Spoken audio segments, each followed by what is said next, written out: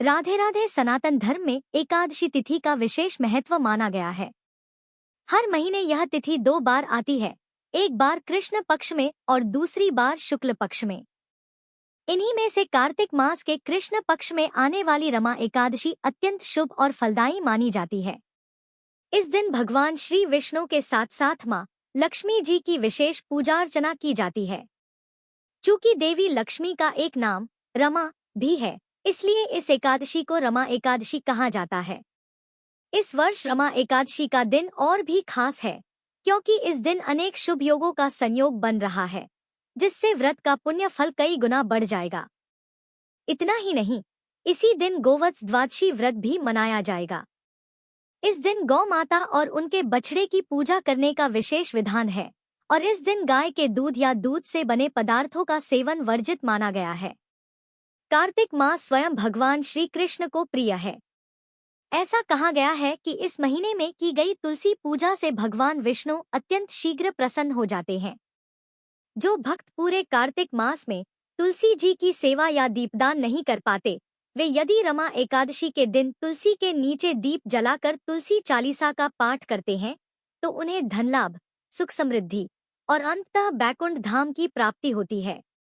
इस बार कार्तिक मास के कृष्ण पक्ष की एकादशी तिथि 16 अक्टूबर दिन गुरुवार को सुबह 10:36 से शुरू हो रही है और इससे पहले तक दशमी तिथि रहेगी और एकादशी तिथि समाप्त होगी 17 अक्टूबर शुक्रवार को सुबह 11:12 तक। देखा जाए तो गुरुवार को एकादशी जल्दी प्रारंभ हो रही है, लेकिन दशमी तिथि भी साथ में है और जब भी ऐसा होता है तब अगले दिन जब एकादशी और द्वादशी तिथि का संयोग होता है, उसी तिथि में व्रत रखना शुभ फलदायी माना जाता है। तो इस बार सभी वैष्णव जन, सभी गृहस्थ जन केवल एक ही दिन यानी 17 अक्टूबर शुक्रवार को ही रमा एकादशी का व्रत रखेंगे और एक दिन पहले दशमी तिथि के नियमों का पालन किया जाएगा। 17 अक्टूबर शुक्रवार को ब्रह्मा मुहूर्त का समय सुबह 4:52 से 5:40 तक रहेगा। सूर्योदय होगा सुबह 6:28 पर और सूर्यास्त होगा शाम 5:55 पर। इस दिन शुक्ल और ब्रह्मा योग भी बन रहे हैं। एकादशी की प्रातः काल पूजा मुहूर्त रहेगा सुबह 5:08 से 6:23 तक। सायंकाल पूजा मुहूर्त रहेगा शाम 5:49 से 7:05 तक। इसके अलावा राहु काल, जो कि अशुभ मुहूर्त माना जाता है, सुबह 10:30 से दोपहर 12 बजे तक रहेगा।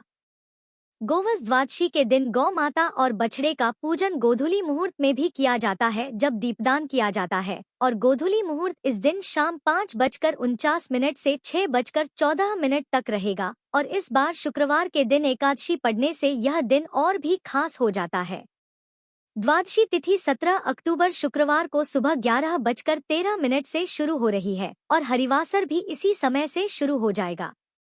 18 अक्टूबर शनिवार को दोपहर 12:18 पर द्वादशी तिथि समाप्त होगी।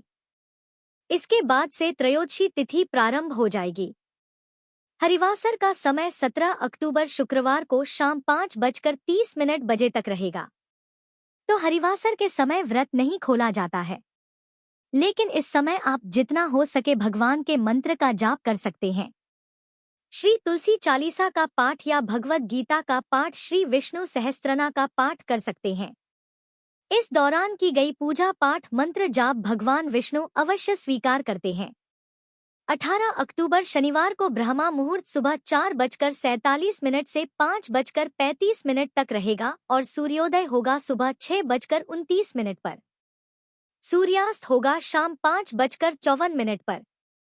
प्रातः काल पूजा मुहूर्त सुबह 5:08 से 6:24 तक रहेगा।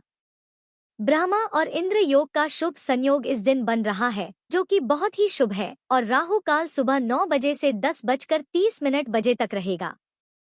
इस बार रमा एकादशी व्रत खोलने का शुभ मुहूर्त रहेगा 18 अक्टूबर शनिवार को सुबह 6:29 से 8:55 तक।